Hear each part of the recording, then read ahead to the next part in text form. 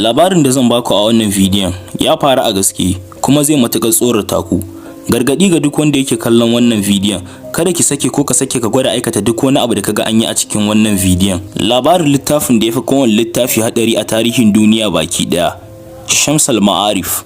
Wannan littafin dai Ahmad Albuni shine wanda ya rubuta shi a ƙarni na 17. Amma magana ta gaskiya ita ce marubutan wannan littafi na ainihi san ba mutane bane, saboda dukkanin wasu bayanai akan tsafi da kuma yacce ake iya hurɗa da aljanu wannan littafin yana kunshe da su, kai hatta yacce zaka iya auren aljana ma da dai sauransu. Kuma tarihi ya zo da labarai akan dubunnan mutane da suka rasa rayukansu duk ta sanadiyar karanta wannan littafi. Kuma Shamsul Ma'arif littafi ne wanda idan haka so karanta shi to babu maganar dakatawa har sai ka karanta shi tsaf. Idan ba haka ba, aljanu da shedanin da suka bada gudunmawa wajen rubuta wannan littafin tabbas za su kawo ƙarshen rayuwarka ne.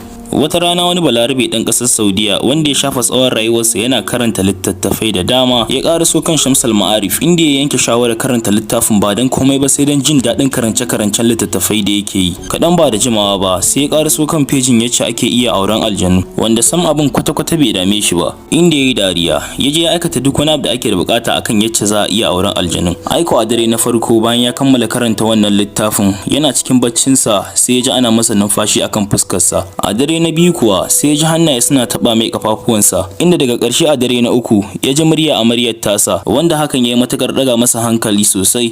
Bayan shekaru 5 sun shuɗe, balarabin ya haɗu da wata kyakkyawar budurwa da ya ji cewa yana son ta, har aka kai ga matakin da suka yanke shawarar yin aure. Shin ko kun san abin da ya biyo baya?